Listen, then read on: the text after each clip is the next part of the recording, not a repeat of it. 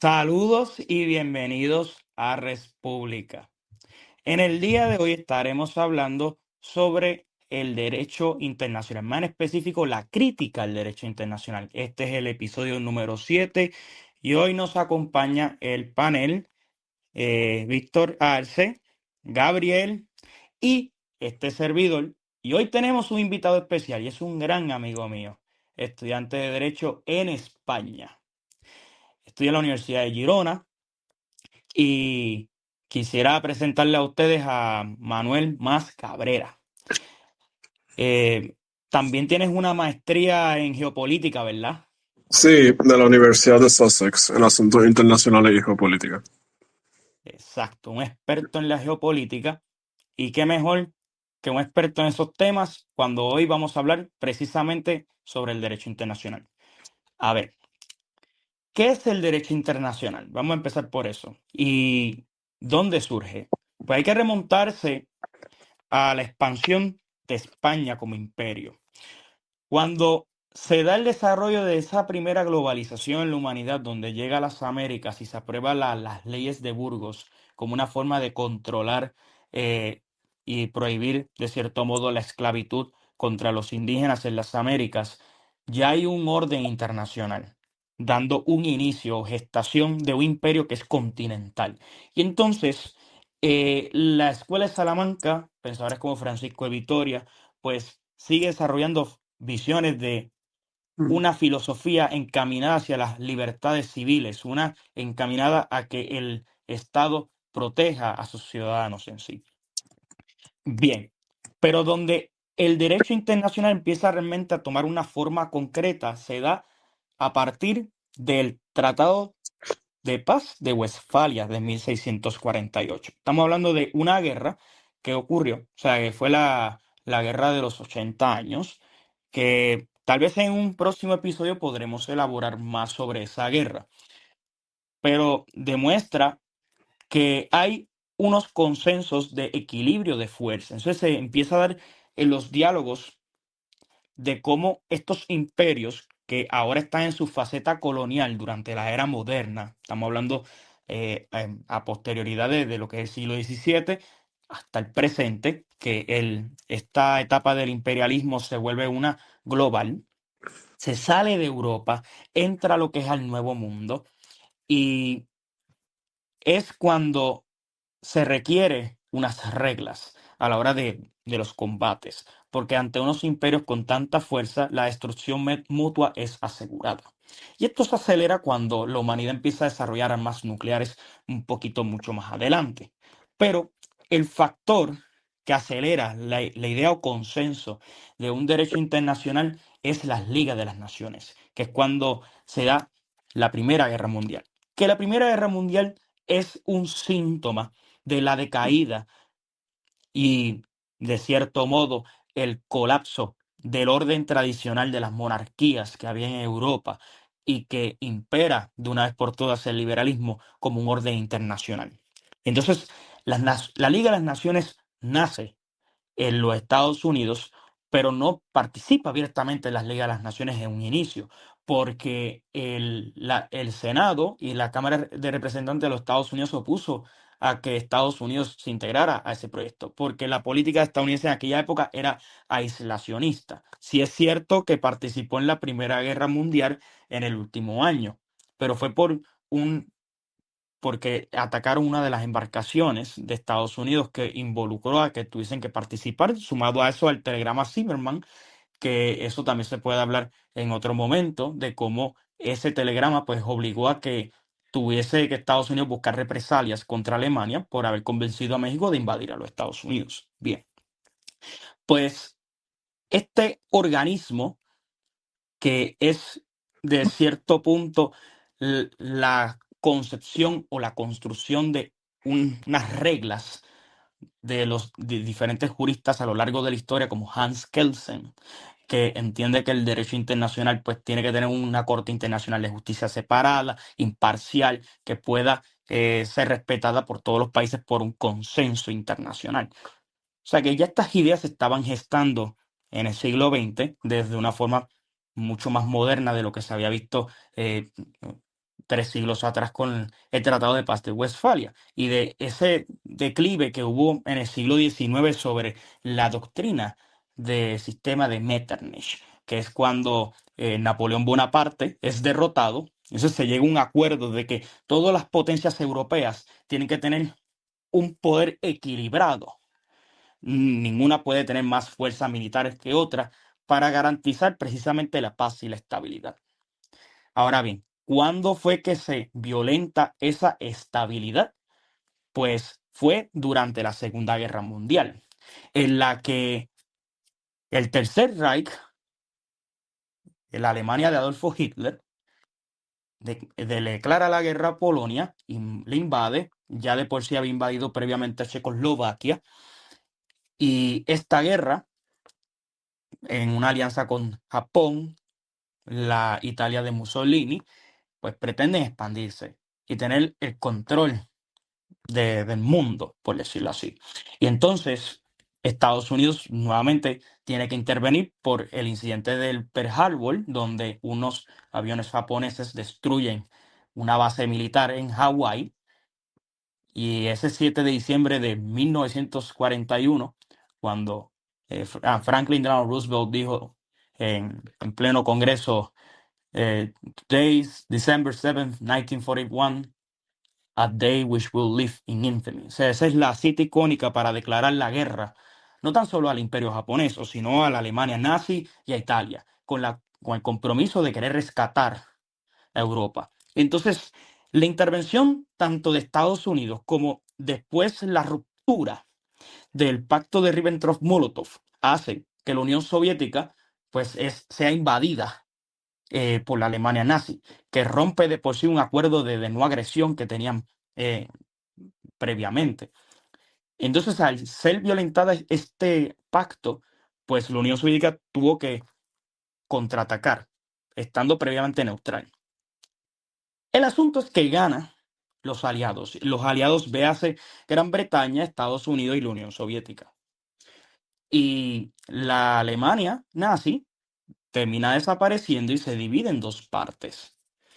Una que es la Alemania del Este, que es el bloque soviético, como se le dice, parte de lo que es el Pacto de Varsovia, que son una serie de miembros de países comunistas en el este de Europa. Entonces, la Europa occidental es la OTAN, mejor conocida como la Organización de Tratado de Atlántico del Norte, donde se componen los países occidentales liberales que fueron influidos de alguna manera u otra por los Estados Unidos.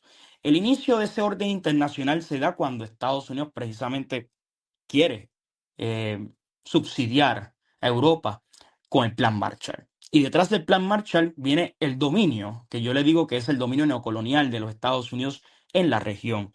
Hace que, al ser parte de la periferia, se desmilitarice de alguna forma u otra el régimen europeo.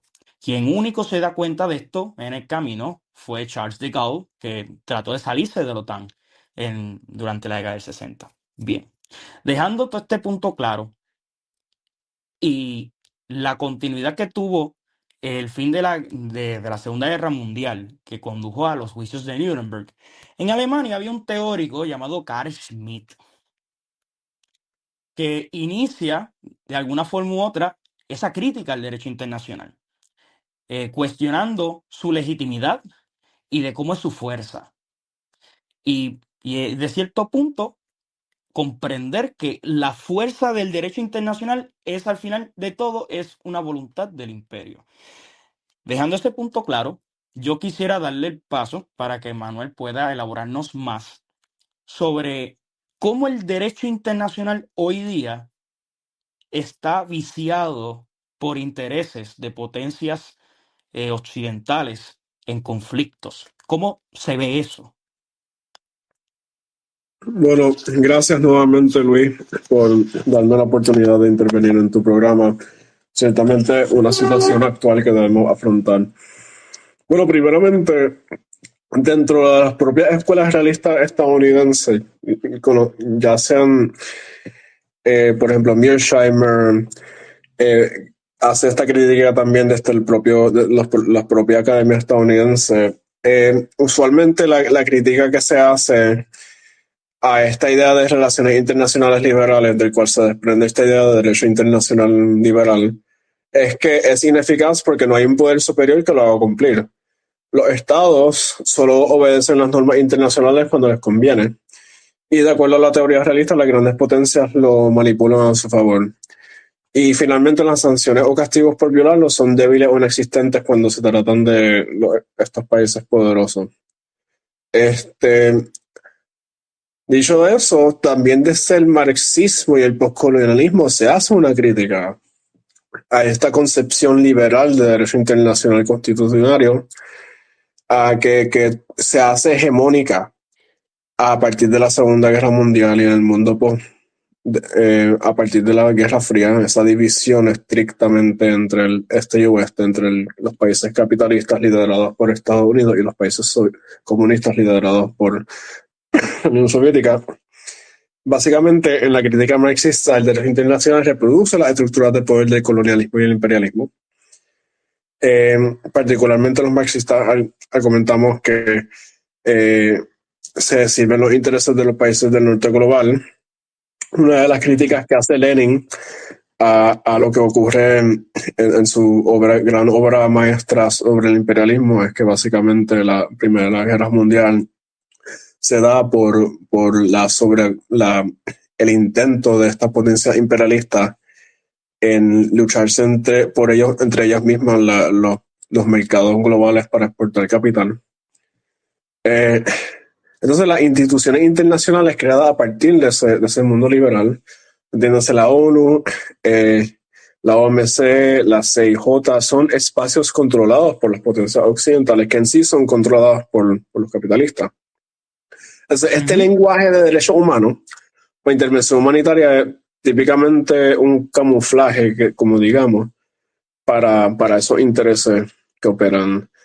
Entonces, después surge, a partir particularmente de la crítica postcolonialista, y estamos yendo por estas críticas al derecho internacional liberal desde la izquierda políticamente, para entonces ver cómo muchas veces concuerdan con las críticas de figuras como Schmidt, que lo critican desde la derecha política.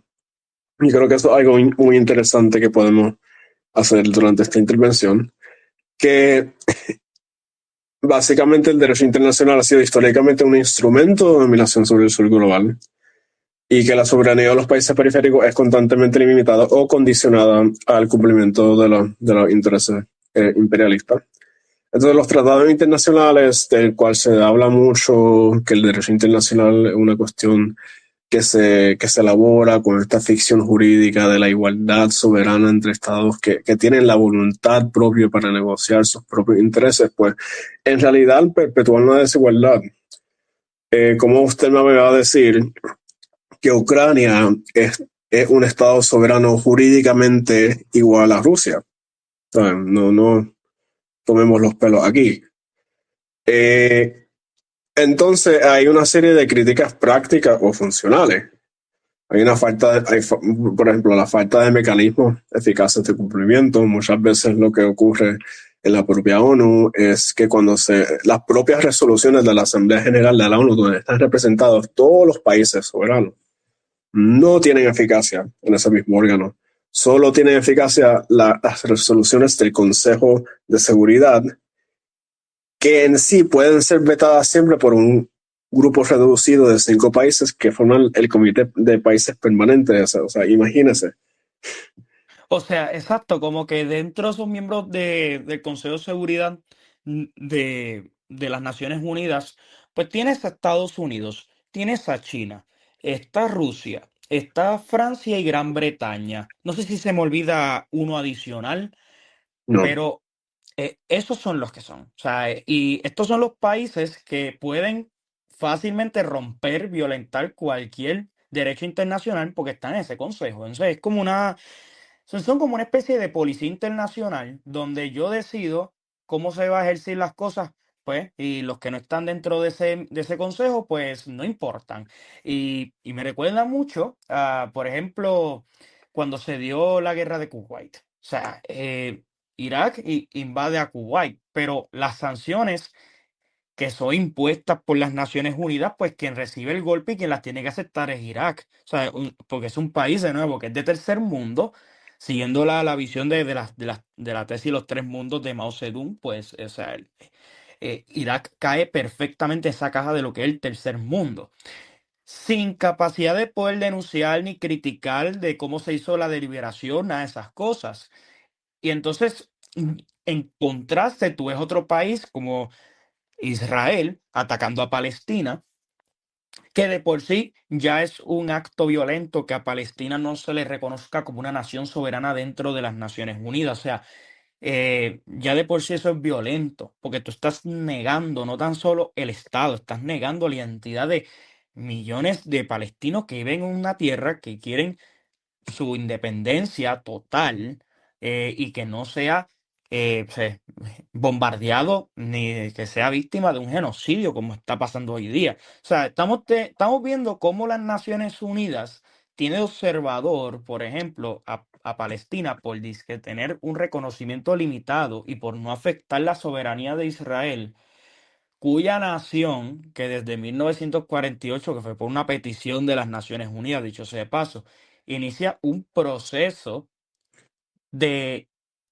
desplazamiento que se le llama el Nakba en árabe, pero desencadena un genocidio a largo plazo. Lo vimos en la Guerra de los Siete Días, lo vimos en la Guerra de Yom Kippur, eh, en las primeras cuatro intifadas, o sea, y hasta el son de hoy sigue constantemente esa guerra.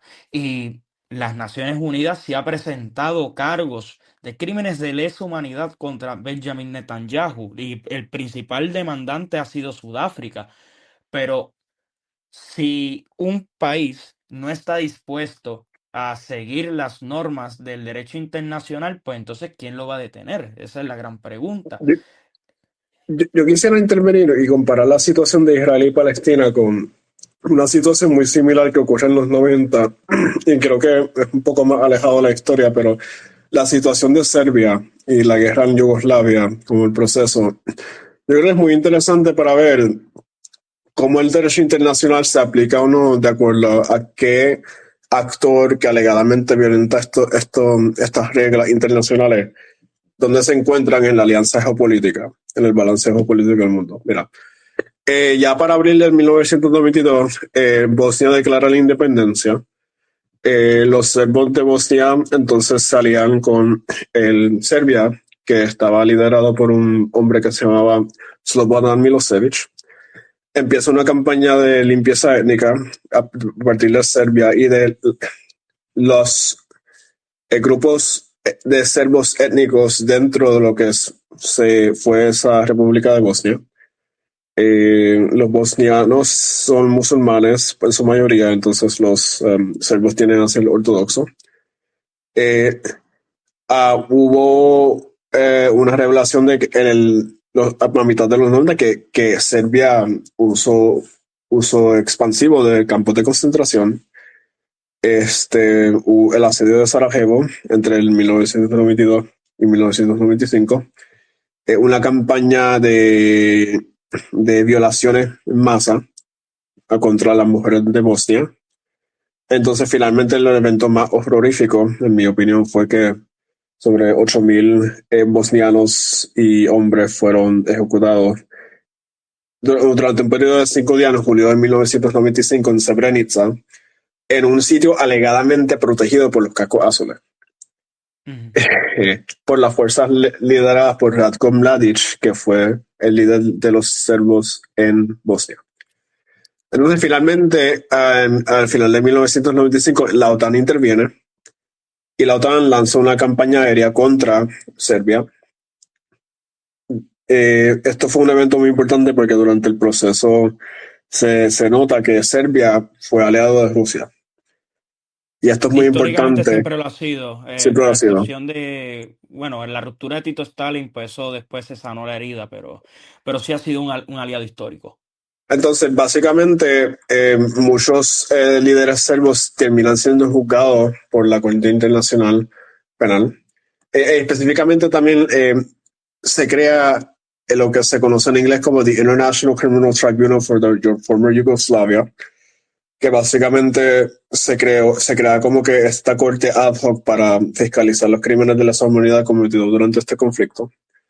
Y básicamente Radovan Karadzic, el líder de los serbos bosnianos, fue convicto por este cuerpo con la máxima pena posible bajo la ONU, que es una sentencia a vida, y Ratko Mladic.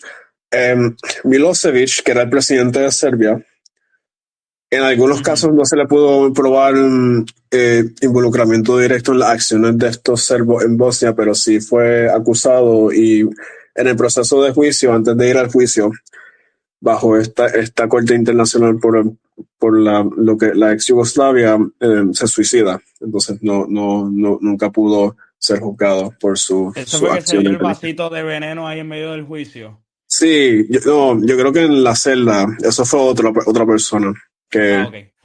más tarde, años más tarde, este tribunal, fíjese, para que tú tengas una idea de cuánto opera desde el 1995 y justamente hasta el 2017 fue que estaba operando, porque estaba todavía buscando y rebuscando gente que en todos los niveles de la jerarquía serba en Bosnia que hayan o alegadamente hayan cometido estos delitos.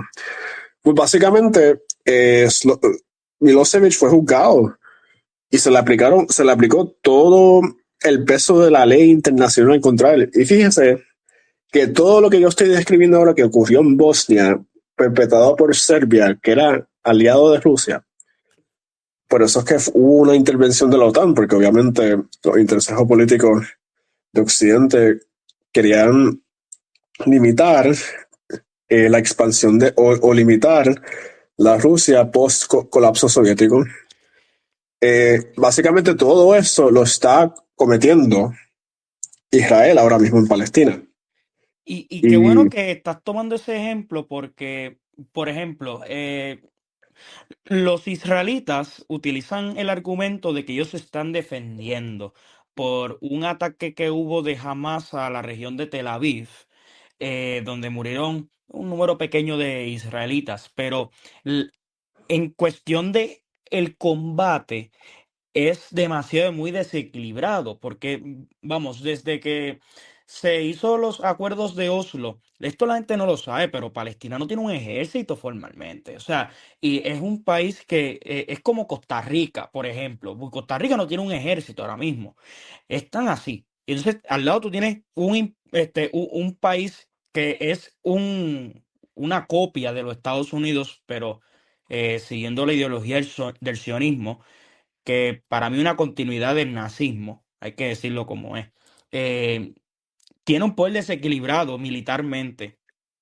Hasta el son de hoy, mientras se está grabando el podcast, más de 60.000 palestinos han fallecido en Gaza por los constantes bombardeos. Entonces, un país que no tiene ejército, se defiende por una guerrilla, que eso es lo que es Hamas. O sea, sí, un partido político, pero tiene su brazo militar. Entonces, ¿de qué se están defendiendo ya en este punto? Entonces, conduciendo ese punto hacia las guerras yugoslavas, ¿se podría decir que fue moralmente justificable que la OTAN bombardeara Belgrado? O sea, ¿había necesidad de hacer eso? mira, la situación es que esta cuestión, la propia premisa de que si es moralmente factible o si es moralmente deseable encauzar acciones militares, de eso mismo habla Schmidt. O sea, en su gran libro, obra sobre el derecho internacional que él escribe Ujú, en 1950, después de la Segunda Guerra Mundial, él básicamente arguye que el derecho internacional del que hemos hablado hasta ahora y mismo es básicamente una ficción jurídica internacional, que básicamente funciona para propagar los intereses de los países liberales capitalistas. Entonces, particularmente tomando el mito de la igualdad formal de los estados y el mito también de la guerra justa, que eso, dicho sea de paso, es una idea agustiniana de San Agustín, que viene Ujú. de todos los pensadores que habían trabajado la cuestión de la República Cristiana. Pero básicamente, eh, la, la- eh, es una ficción que las guerras pueden ser justas, porque en el discurso normalizador del derecho internacional dice, mira, hay enemigos internacionales que se pueden combatir, pero tú sabes, no, sabes, solo se combaten los que plenamente violan las reglas que hemos construido, los que violan, los que matan, los que cometen genocidio y todo lo que fuese. Y hacia eso se les puede aplicar toda la fuerza militar posible. Pero Por eso, eso pe- ignora de que básicamente todas las guerras son existenciales, que ese es el argumento de Schmidt. claro, pero un ejemplo, si tú miras lo que pasó en Ruanda, el genocidio en 1994, o sea, eso es un vacío por parte de las Naciones Unidas, no hubo intervención alguna. Tuvo que eh, el presidente actual de Ruanda, Paul Kagame, literalmente se llama así, pues él tuvo que organizar un frente desde el Congo y mover sus tropas y terminar de sacar al gobierno genocida que tenía Ruanda. O sea, estaban matando a todos los tutsis por una idea preconcebida que dio durante la era colonial belga en la región y previamente Alemania, de que los Tutsis pues eran como que una clase adinerada y una raza pues inferior, y eso es los Hutus, pues creyendo que pues eso era algo real, pues, o sea, hubo una tensión, una segregación racial dentro de África, y pasó un genocidio durante esa década. Ahora bien, Bill Clinton hizo algo por el estilo, las Naciones Unidas hizo algo, Bélgica opinó algo al respecto, hubo un silencio mundial. Y entonces de cierto punto hay una hipocresía de parte del derecho internacional, porque responden cuando el imperio tiene intereses económicos. O sea, cuando el orden liberal está en jaque por una guerra, interviene. Porque vamos a poner un ejemplo contemporáneo. Eh, Estados Unidos se preocupa mucho por los derechos humanos pues, de que se cumplieran las elecciones en Venezuela de forma democrática. Ok, está chévere. Pues todo el mundo aquí sabe que Venezuela es una dictadura socialdemócrata, dicho sea de paso, porque ni socialista es, le queda grande. Pero si lo contrastamos con Myanmar, que hoy día es una dictadura militar y está pasando otro exterminio contra civiles, eso no sale en los medios de comunicación. Lo que sí sale son los que le conviene al orden internacional liberal intervenir económicamente. Por ejemplo, Ucrania. Yo quiero traer un tema que a mí me apasiona un montón y es el de Armenia. Eh, Todo lo que Uh, ustedes estaban diciendo es lo mismo aplica a Armenia. ¿Por qué a nadie le importó en el año 2023 cuando Azerbaiyán invadió la República de Artsakh y inició una limpieza étnica, lo que pasó ahí? Algunos que le dicen genocidio, ¿verdad? Hay argumentos ahí, yo no le voy a decir que es un genocidio, ¿verdad? Pero lo que ocurrió sin duda fue una limpieza étnica ahí, ¿sabe? Pero al occidente no le importa, ni la Federación Rusa hizo nada. Ellos tenían un contingente para mantener la paz, un peacekeeping force, como le dicen, ¿verdad? No hicieron un carajo. Ahora, yo entiendo que en Azerbaiyán, la República de Artsakh, ¿verdad? Se considera como ser parte del Internationally Recognized Territory de Azerbaiyán, pero no han hecho nada, ¿sabes? Cuando una población ocupa por millones de años, ¿verdad?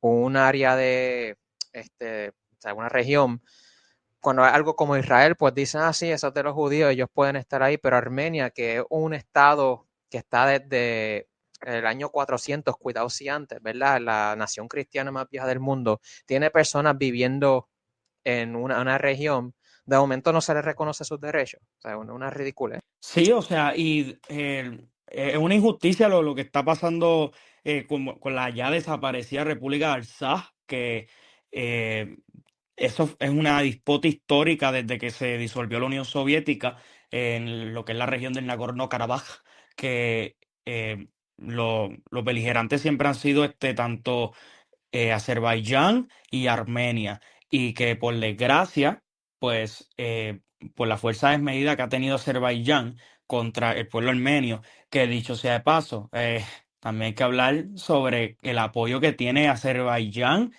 en colaboracionismo con Turquía e Israel para destruir Exactamente. Gracias. sistemáticamente a Armenia. O sea, Gracias, Urayon. sí, sí, Gracias. eso es una alianza regional de quién es el más fuerte bélicamente.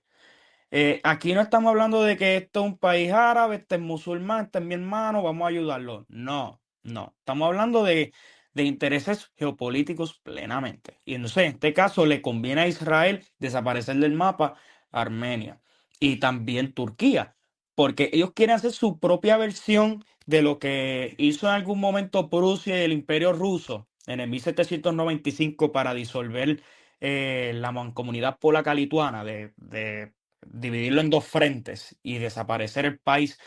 Me parece que ese es el plan a largo plazo, tanto de Bueno, Turquía como de Azerbaiyán.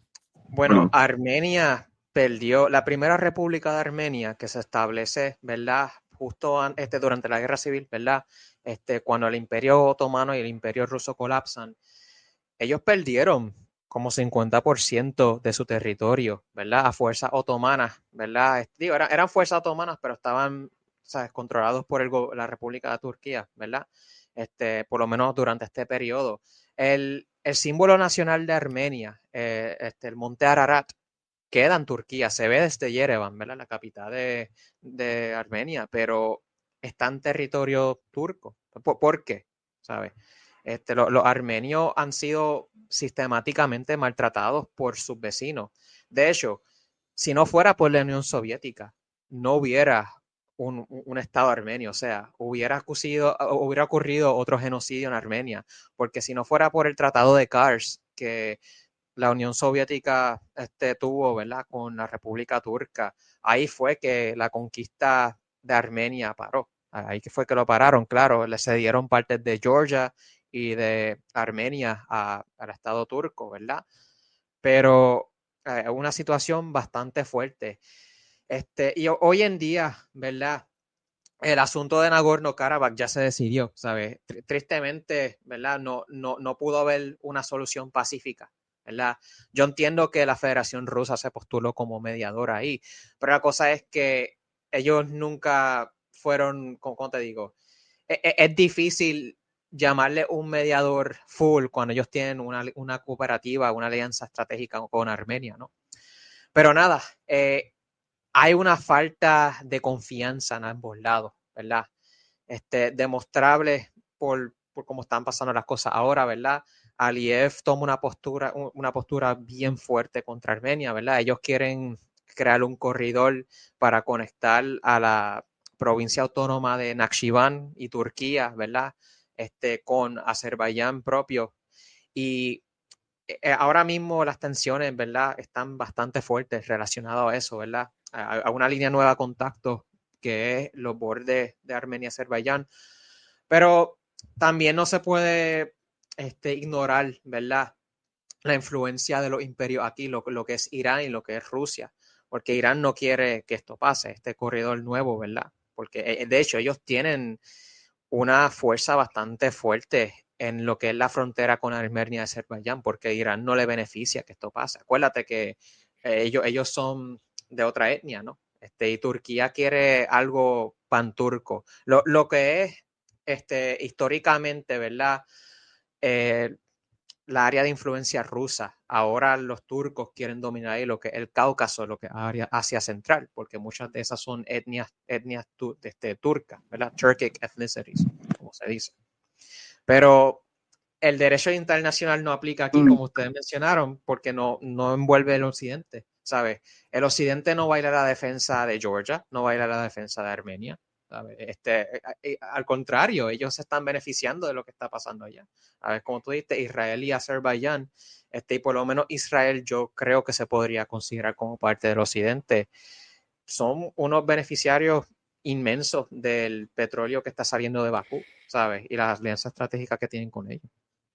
Claro, la noción de Occidente no es algo geográfico. Parecería que sí, pero en realidad no. Porque, por ejemplo, Australia, Nueva Zelanda, está en el continente, Oceania. exacto, en Oceanía. Y, y eso no es Occidente como tal, eso está en el lado oriental, pero su visión tanto de economía, la cultural, la política, es liberal. Entonces, como es liberal, y aquí aplicando conceptos de Immanuel Wallerstein sobre los sistemas mundos, en definitiva, Australia, pues es un sucesor, es un hijo, apéndice casi del Imperio Británico, de la misma forma que lo es Estados Unidos. O sea, que continúan con esa legitimidad de poder, de ser un poder central por su alto nivel de consumismo, por la dependencia internacional que requieren de países para explotar económicamente desde la empresa privada. Participaron en diferentes conflictos bélicos, fueron exitosos en sus conflictos y pues imperó ese paradigma. Obviamente quien único detiene a ese liberalismo australiano por el momento son los emus, es un chiste, pero en fin, este, pero más allá de eso, eh, lo que es la otredad en la cuestión del derecho internacional, que son los países que erróneamente se le dice lo que está en vía de desarrollo, porque vamos, no creo que eso sea un término respetuoso para referirse a China, por ejemplo. O sea, China para mí ya no es un país en vías de desarrollo, para mí ya eso es una potencia central, una potencia emergente que está lista para reemplazar a los Estados Unidos. Y creo que eso lo hemos visto en las guerras tarifarias, como pueden hacer dumping a su propio yuan simplemente para este, hacerle daño a Estados Unidos y lo han logrado, que tuvo que revertir el Donald Trump las órdenes tarifarias. Entonces, a ver, en cuestión del derecho internacional, pues no es algo geopolítico. O sea, bueno, es algo geopolítico, pero es algo que no consiste plenamente en lo geográfico.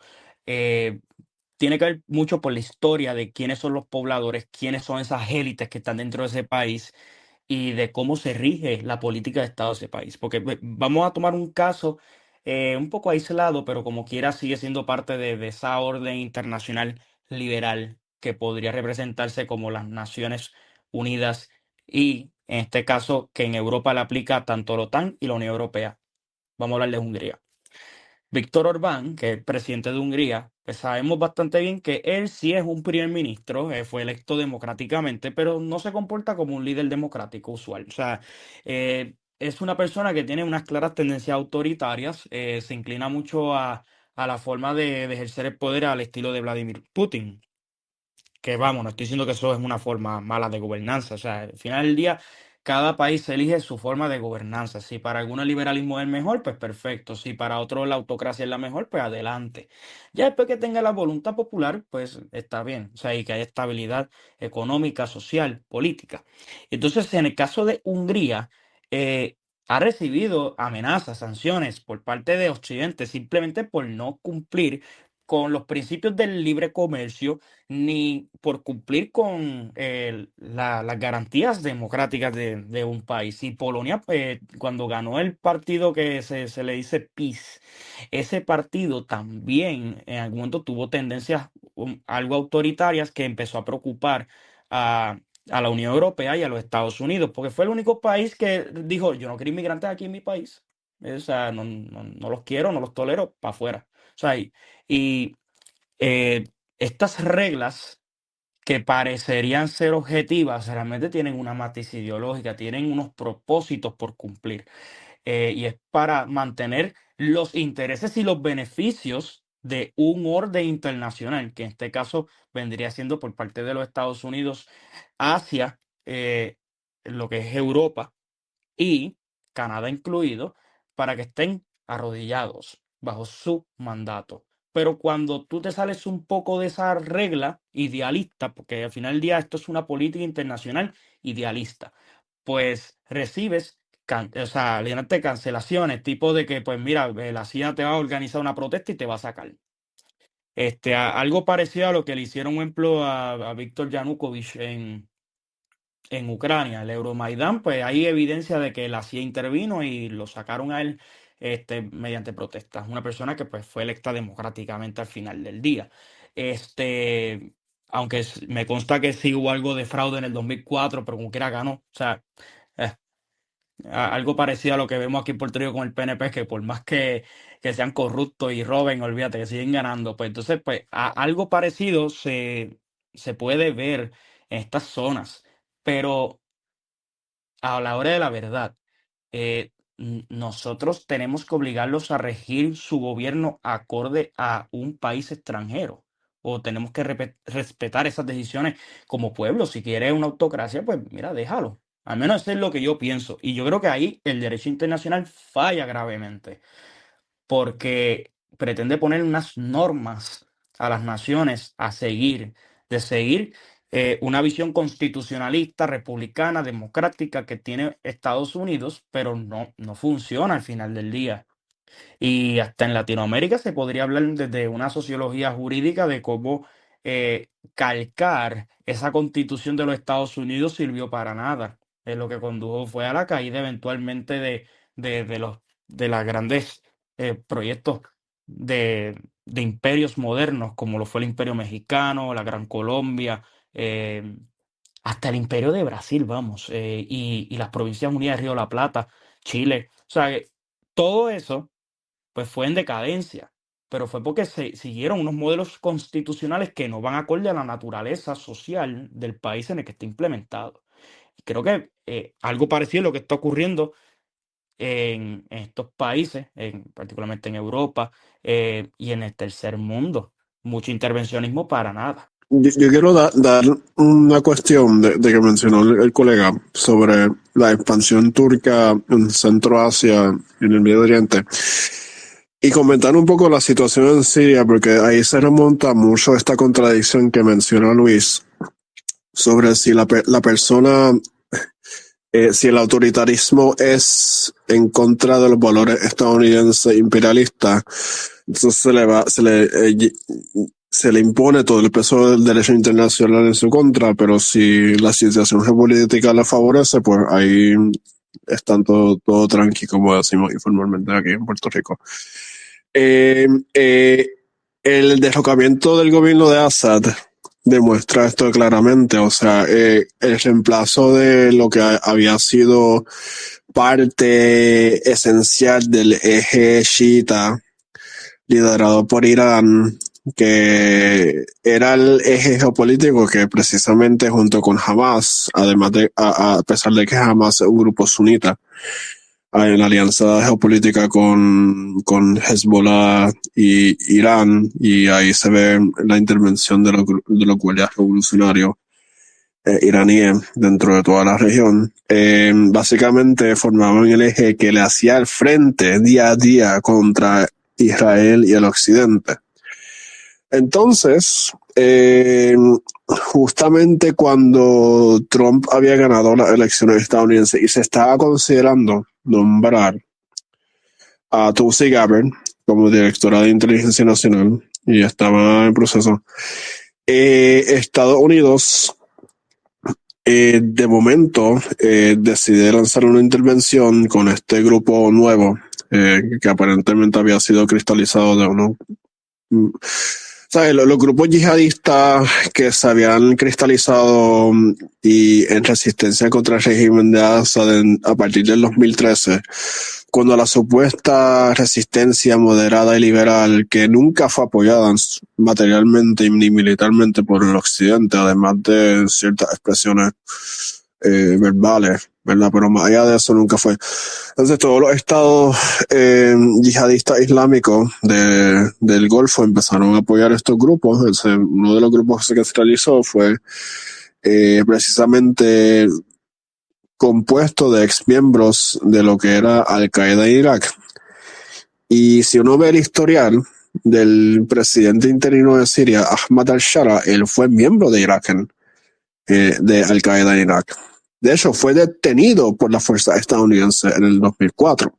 Y hay un mugshot de él, de no sé en qué ciudad de Irak, creo que es Bagdad, de que él fue detenido por la fuerza. Y hasta hace poco antes de que derrogara el gobierno de Assad, estaba en la lista de terroristas más buscados, publicada por el Departamento de Estado.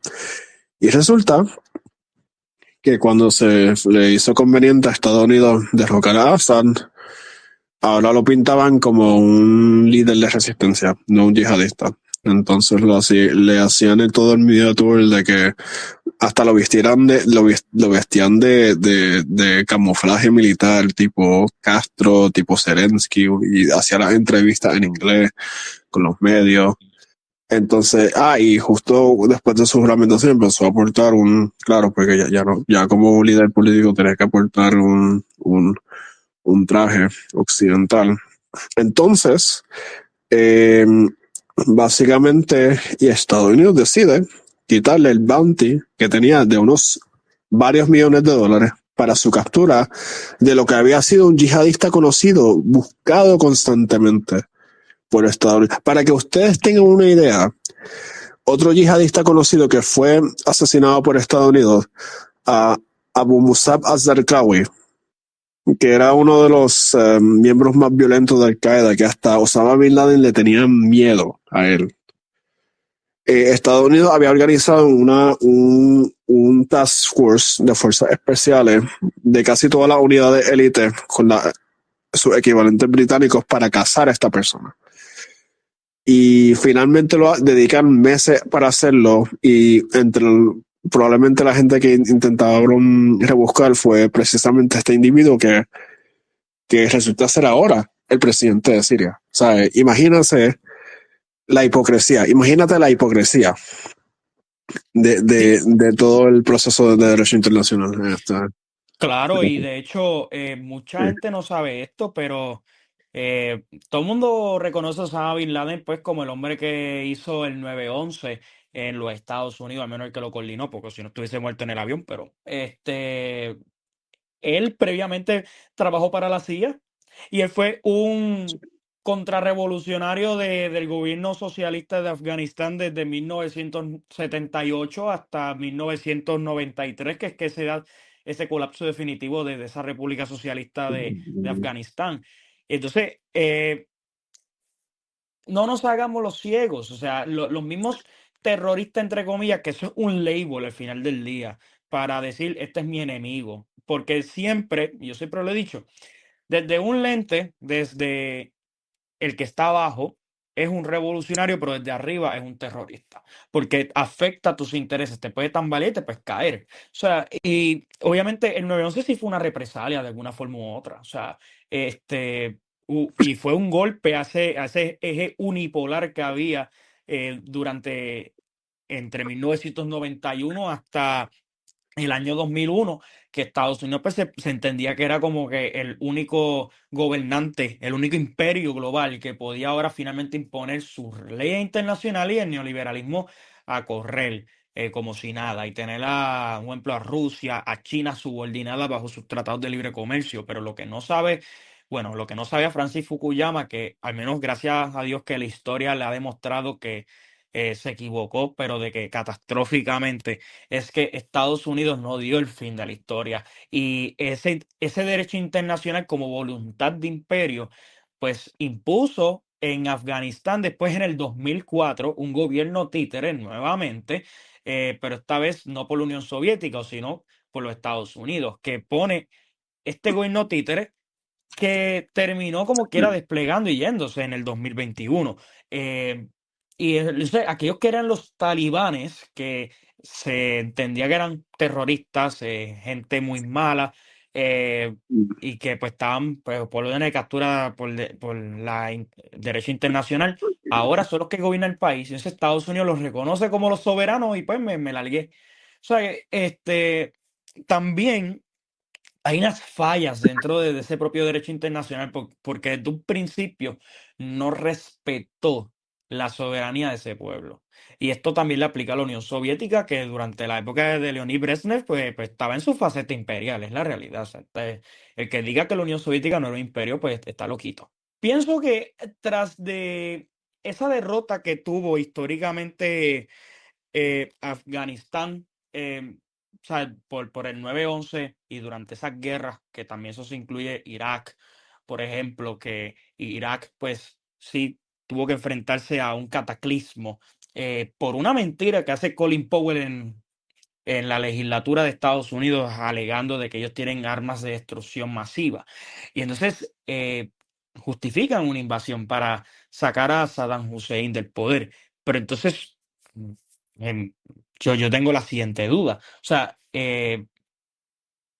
¿por qué no hubo una fuerza contraestataria hacia ese orden o hegemonía imperial estadounidense en aquella época?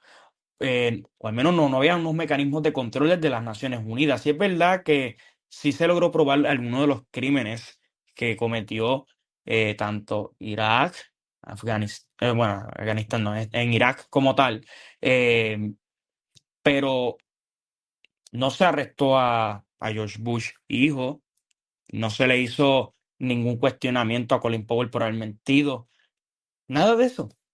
Quedaron impunes. Y eso es a lo que frustra de cierto modo, porque otros soberanos de otros países, pues como bien menciona Manuel, son ejecutados o están presos, pues por haber sido precisamente los derrotados, pero los que son triunfantes, pues se les permite todo. Entonces, cuestión de balance de poderes, eh, ¿quién le va a poner ese orden?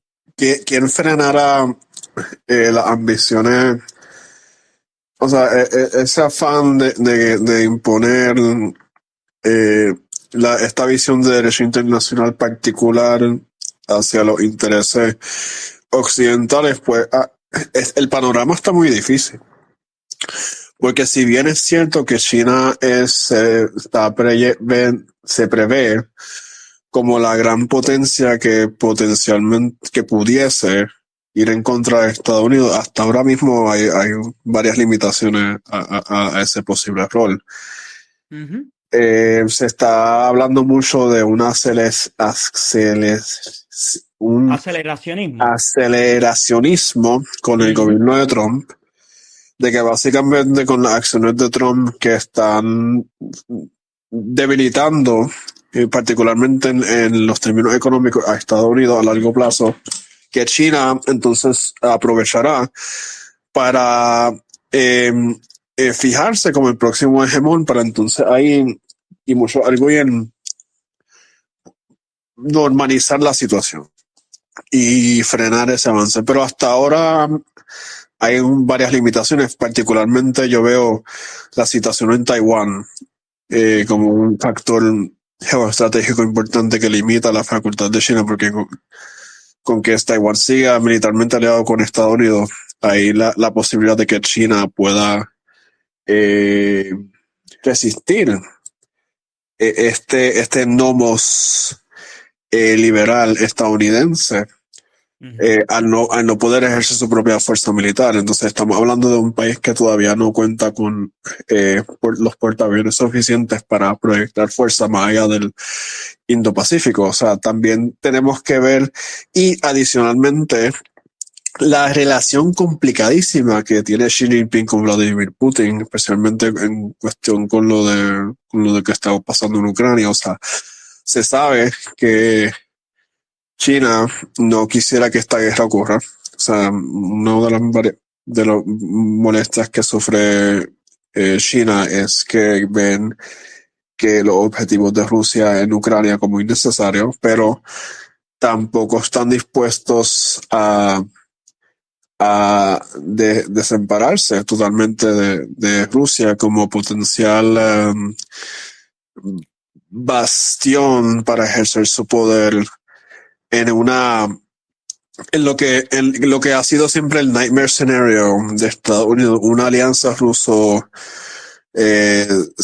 ruso-China, Sino rusa. sino una alianza sino-rusa que entonces ejerciera el poderío en el continente eurásico. Y si uno se remonta a las teorías internacionales de Mackinder, por ejemplo, Ujú. de la isla mundial, entonces la estrategia estadounidense siempre ha sido dividir política, militarmente y económicamente a China y a Rusia. Eso se vio clásicamente en la época de Kissinger con la política de triangulización, aprovechándose de las diferencias que se surgieron en el bloque sino-soviético a partir de Mao Zedong y Khrushchev. O sea, eso aparentemente se está revirtiendo ese proceso. Entonces, ¿cómo eso afectará a la situación? No sé, pero ciertamente yo creo que China será clave en el futuro para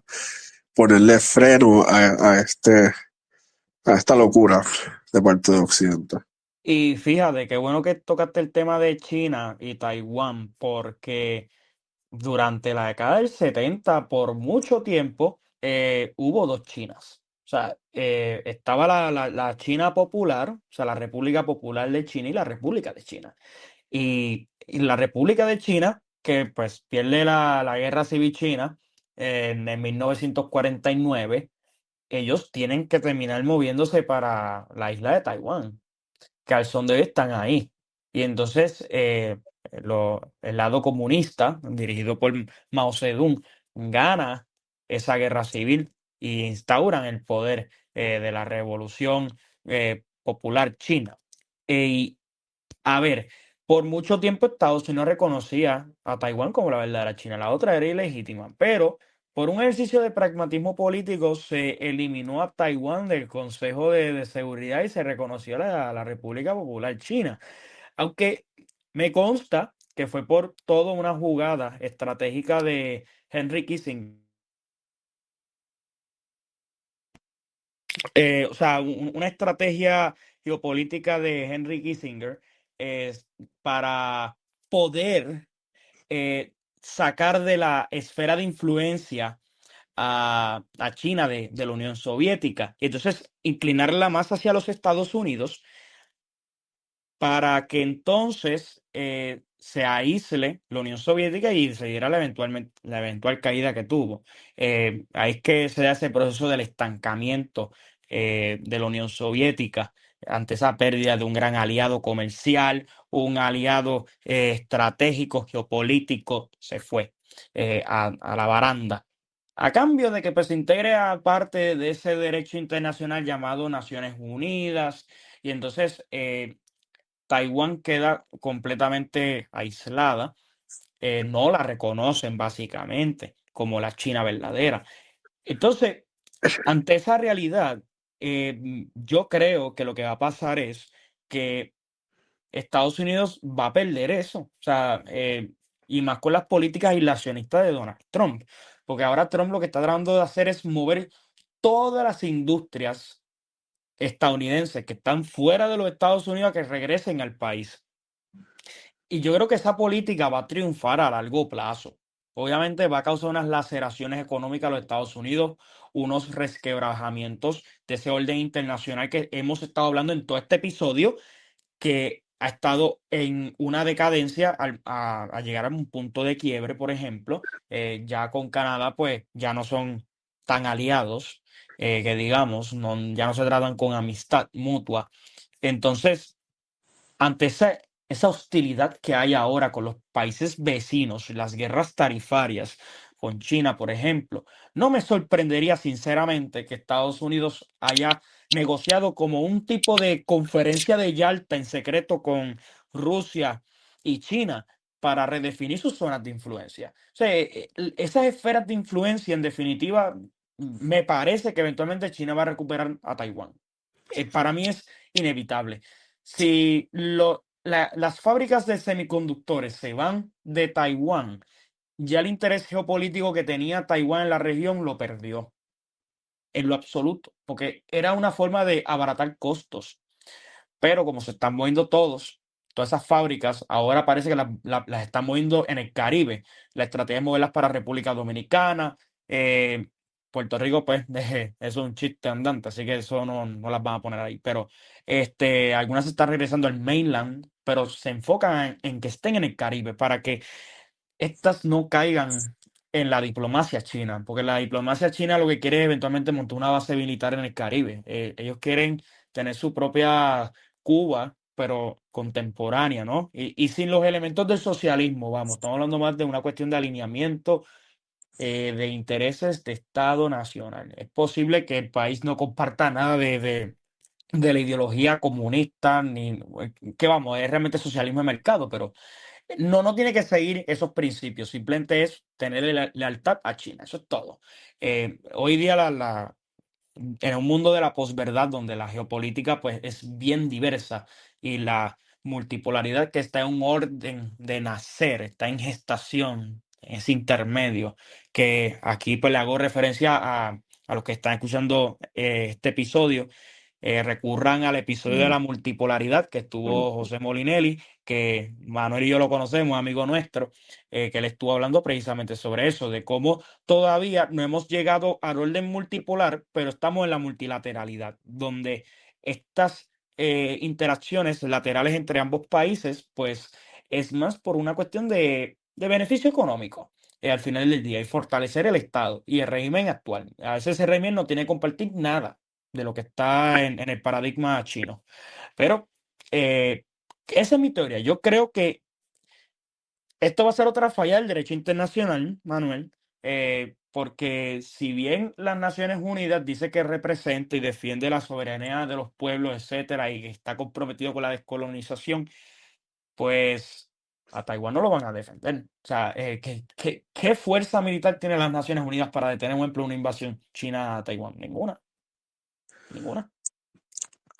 Me encanta que hayas traído el tema de Puerto Rico en esto, porque uno de los argumentos que yo siempre he dicho a mi allegado, claro, en conversaciones privadas, es que tanto el movimiento estadista y el movimiento independentista tienen que tomar el factor geopolítico en en la posible negociación de sus intereses del estatus político de Puerto Rico. O sea, el factor geopolítico siempre ha sido primario para Estados Unidos en el Caribe. Y como se sabe, el Estado Libre Asociado fue creado por Estados Unidos para mantener su dominio en la cuenca del Caribe con un outpost militar que llegó siendo Puerto Rico por gran parte de la Guerra Fría, como ese safe spot en el Caribe para proteger contra la influencia extranjera, tú sabes. Y el hecho de que no- los líderes de Puerto Rico no,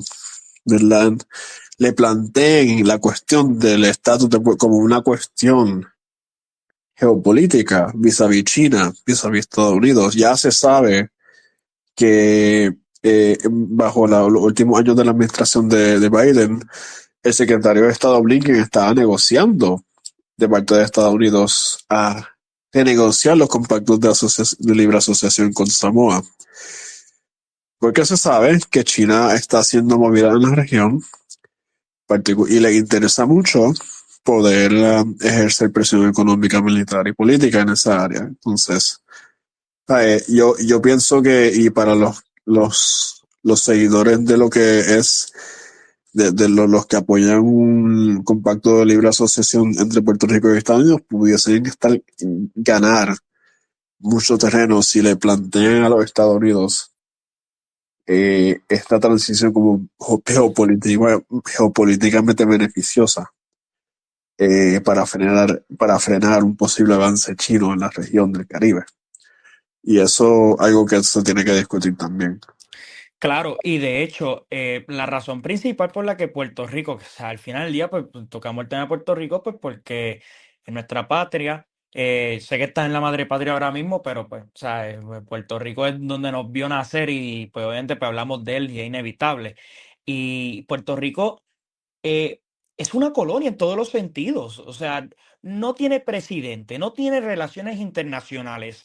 Depende completamente de los Estados Unidos en todos los sentidos, tanto en fondos federales, en los mandatos presidenciales, en que el Congreso regule cómo se va a gestionar la política fiscal aquí. Por ejemplo, Puerto Rico se impuso a partir de la quiebra en el 2015 en adelante la ley promesa, que eso fue un mandato del mismo Barack Obama. Esto no fue Trump por si acaso. O sea, el presidente, entre comillas, bueno, pues fue que nos puso una Junta de Control Fiscal que nos limita nuestra autonomía de decir cuál es nuestro presupuesto. Ellos son los que lo aprueban. Son unos buitres que al final del día son neoliberales todos, que vienen a dictaminar, ok, este es el presupuesto de Puerto Rico. Y si ustedes en la legislatura se ponen alto, yo los voy a vetar y este es el que va. O sea, es- eso no es El democrático. presidente que lanzó más bombas también en el Medio Oriente, o sea, no, Exacto. no seamos infantiles.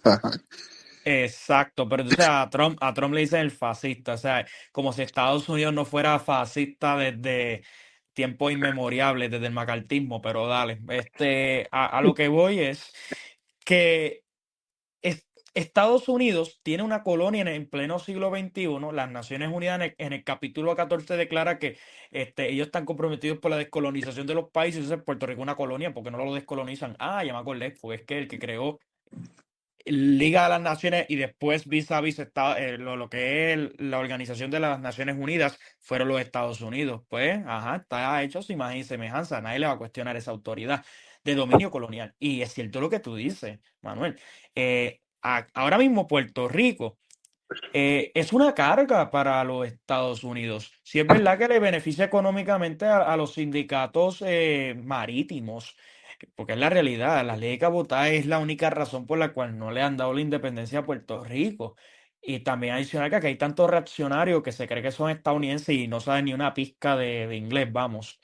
Ni étnicamente son angloamericanos, pero nada, eso es un tema aparte que lo pueden ver en la espiritualidad de Albizu en el episodio previo, cómo nosotros hablamos sobre esa distinción de lo que es ser puertorriqueño versus estadounidense y que son civilizaciones diferentes. Pues entonces, vamos, tenemos una civilización que está sometida con los Estados Unidos en ese sentido, eh, que podría pragmáticamente pedir la libre asociación, porque al final del día el derecho internacional como una voluntad de imperio, pues se la podría otorgar y entonces ahí Puerto Rico podría tener una función más utilitarista, o sea, una que sea práctica para los intereses militares de los Estados Unidos en la región del Caribe para proteger sus intereses. Podría ser un cónclave en ese sentido, pero no. Aquí queremos seguir siendo un Estado libre asociado y con una mitología de querer desarrollarlo, o tenemos este ejemplo como eh, tú sabes, Carlos Romero Barceló, que ese sujeto te decía que había que eliminar la sección 936 para que conseguir la estadía para los pobres, y lo que hizo fue empobrecer más a este país de por sí. Nos llevó a una quiebra miserable, el sujeto ese. O sea que no tenemos ni siquiera la voluntad económica de decir, ok, nosotros tenemos esta independencia económica. Es que ni eso tenemos, la perdimos. Entonces, el mantengo corporativo también eso es lo que aguantaba este país, también se perdió. Entonces, la descolonización, que es la vía más práctica para darle una funcionalidad a Puerto Rico, porque ahora mismo es un inútil en cuestión internacional. O sea, Estados Unidos no lo considera en nada, ni siquiera para poner las fábricas de semiconductores, prefirió mil veces a República Dominicana. Entonces, ahí tú te das cuenta que pues Puerto Rico, o sea, no es dueño de su destino en estos momentos. Y mientras la gente siga creyendo que es un pacto beneficioso, pues no la va a ver, lamentablemente. Pero eso es una de las tragedias, tanto geopolíticas, que podrían evitarse, pero del destino de Puerto Rico, de ser una colonia sometida y de no querer cambiar su soberanía, en todo caso.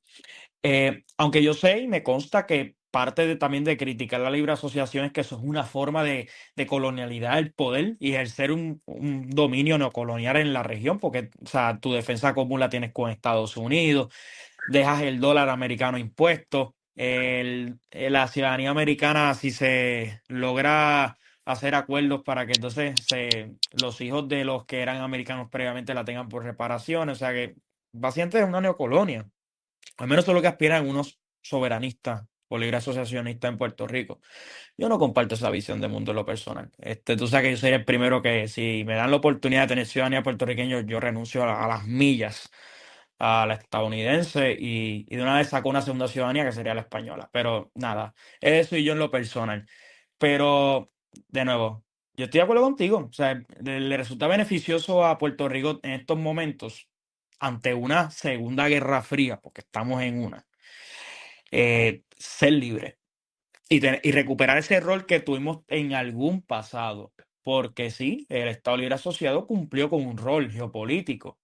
Se crean en 1952 eh, para empezar a construir una visión utópica de lo que es la ventaja de tener una relación con los Estados Unidos, la vitrina de la democracia, de cómo funcionarían los partidos políticos aquí bajo un sistema reformista electoral en Latinoamérica, bajo el dominio estadounidense, que le decían entre comillas un pacto asociado, que en realidad no es o sea, es un pacto colonial.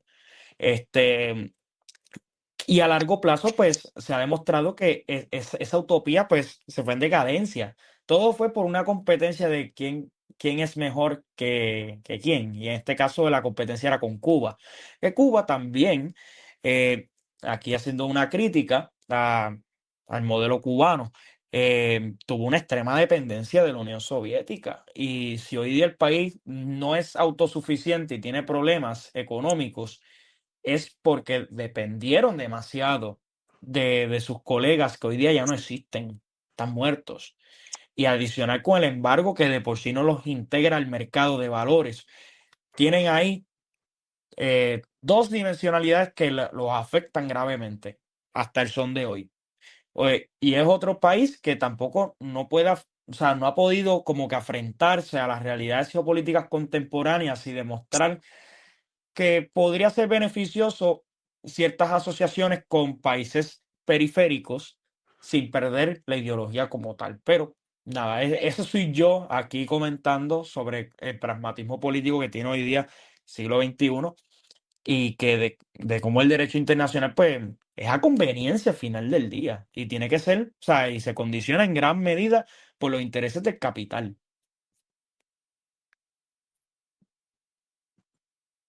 ¿Qué tienes que decir, Manuel? Bueno, o sea, sí, en total acuerdo. O sea, la situación de Puerto Rico es paradigmática en lo que, o sea, la visión, y esto se ha discutido en saciedad. Yo lo trato en mi tesis de maestría en Sussex, de que, Ujú, mira, el imperialismo estadounidense, a diferencia de la mayoría del imperialismo que se ha visto en la historia del sistema internacional, ujú, tiende a ejercerse informalmente. Los estadounidenses particularmente les importa más expandir las oportunidades de abrir mercado y, y exportar sus productos. Pero claro, bajo la época en que la manufactura era primaria en Estados Unidos. Y asegurar las vías marítimas para ello. Entonces, que cada intervención directa eh, estadounidense, y entiéndase como un ejemplo toda la política hacia latinoamericana hasta la época de Monroe, y particularmente bajo Theodore Roosevelt con su famoso gun diplomacy. Básicamente es que iban a los puertos, lo atacaban militarmente con el único propósito de mantenerlos libres para el comercio estadounidense, y después se iban. Las intervenciones en el Caribe, República Dominicana y Haití durante los 1920, no, desde los 1910 hasta los finales del 1920, intervenciones militares esporádicas para mantener el dominio, pero siempre se iban, siempre establecían gobiernos autónomos locales con secuaces que fuesen a favor de los intereses americanos. La política, la excepción, bueno, la única excepción siempre fue la expansión estadounidense hasta hacia la el extremo oeste de Estados Unidos con la idea del destino manifiesto. ujú, Y, o sea, eso sí fue una lección piece by piece que hizo Estados Unidos. Y fíjese que bajo la cláusula territorial estadounidense se gobernaron esos territorios adquiridos y organizados entre estados. ujú, Y en el proceso de conquista de esos territorios, y entre que fueron organizados bajo la cláusula territorial estadounidense y cuando fueron ratificados como Estado, aceptados como Estado, siempre ocurría la estadidad cuando la población blanca americana sobrepasaba la nativa y la de los negros. O sea, lo que ocurre en Hawái, básicamente. O sea, lo que se plantea como la posibilidad de estadidad del movimiento del PNP y los otros estadistas en Puerto Rico, la evidencia histórica todo apunta a que solo se otorga cuando se ocurre un genocidio de la población nativa.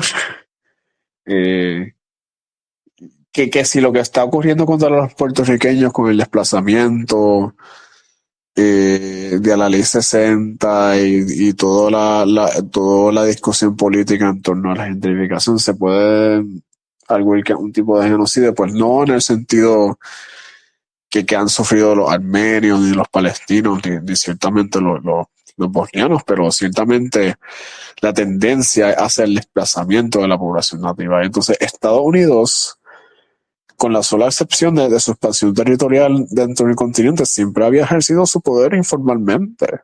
Y esa es la regla. La única excepción ha sido ciertas islas en el Pacífico, como la Samoa Americana, Saipán, y la zona militar de Panamá, por ejemplo, que pasó mucho tiempo, hasta la presidencia de Jimmy Carter, que en paz descanse, porque aparentemente él aparentaba ser uno de los pocos presidentes estadounidenses que cogió pena después de haber sido presidente y dedicó su vida entera para deshacerse de lo que había hecho como presidente. ¿Sabes? Y la excepción de Puerto Rico. Y yo creo que es importante tener eso en cuenta. O sea, Puerto Rico es la excepción al playbook imperial estadounidense. O sea, eso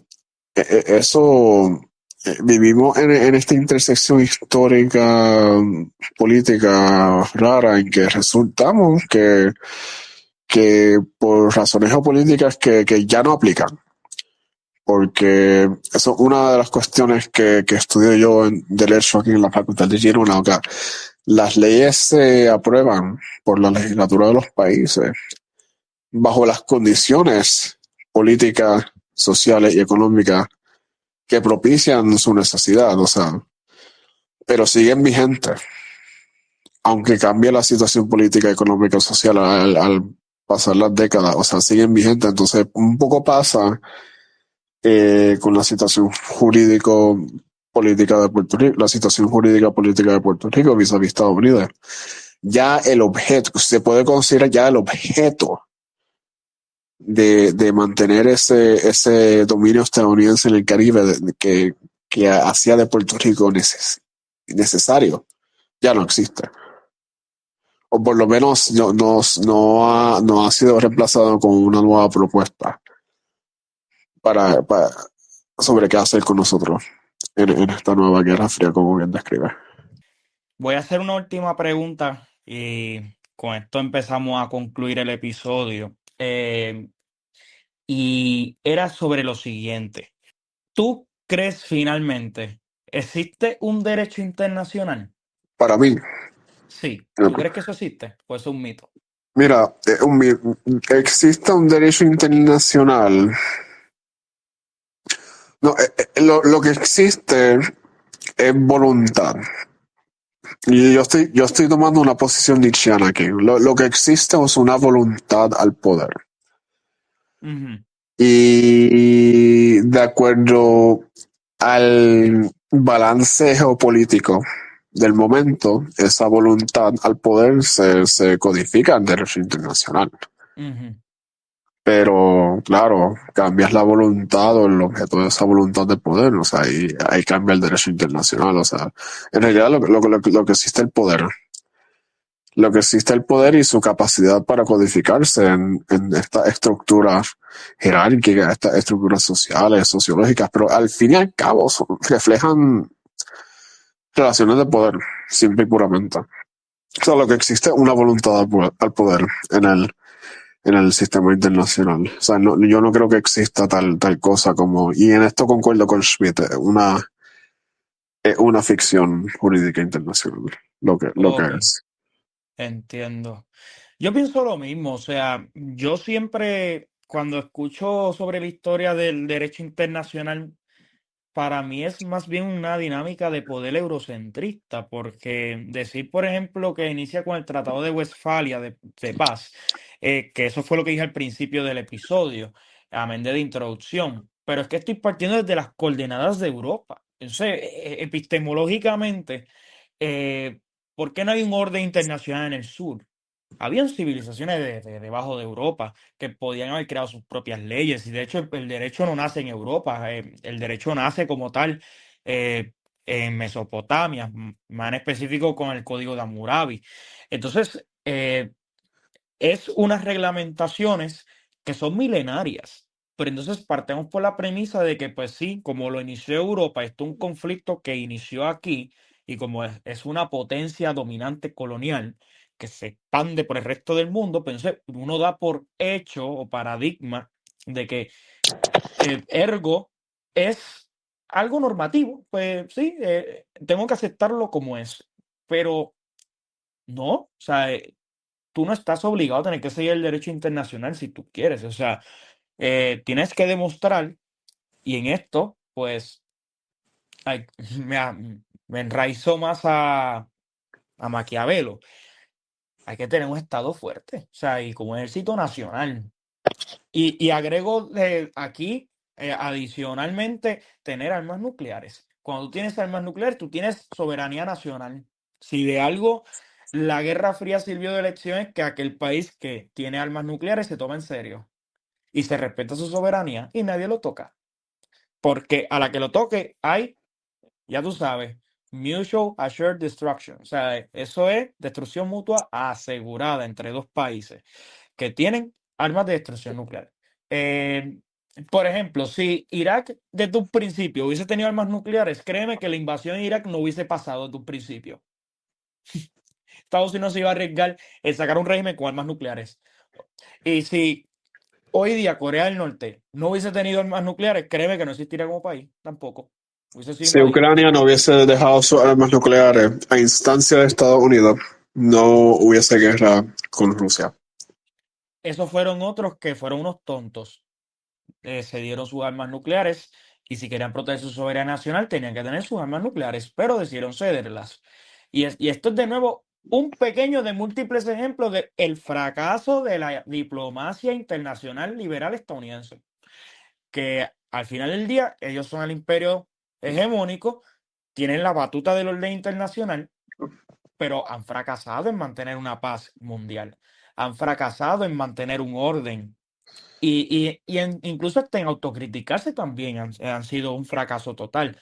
Tú has visto otros países del mundo que a los presidentes los arrestan como si fuese eh, o sea, un día normal. Corea del Sur eso pasa, en Perú pasa eso, pero entonces Estados Unidos quedan impunes. Crímenes de guerra quedan impunes. George Bush, hijo, podría haber sido encausado criminalmente por lo que pasó en Irak, pero no, él está en la libre. Entonces, ya la cuestión de los límites que tiene el derecho, pues ahí socavan cuando se trata de un imperio y cuando el regente es un presidente que dirige un país que dirige el mundo, básicamente, desde la economía y desde la diplomacia neocolonial que ha tenido históricamente desde las Naciones Unidas con la aprobación del Tratado de Maastricht y desde la Guerra Fría con la OTAN. Nada, sin lugar a dudas, esto ha sido un debate muy interesante. eh, He aprendido bastante contigo, Manuel. Gracias por haber aceptado este episodio, por haber formado parte. Les adelanto al público que se suscriban al canal de YouTube de República. También pueden seguirnos en Instagram, pueden seguirnos en TikTok. Em, También nuestro podcast sale por las diferentes plataformas como Spotify. Estamos trabajando para que salgan a iHeartRadio. también sale en Spotify, Apple Podcast, por ahí nos pueden escuchar. Así que nada, nos veremos en la próxima semana. Gracias, Luis, por tenerme como invitado. Un No, placer siempre. gracias a ti, encantado. Un placer, hermano. Gracias.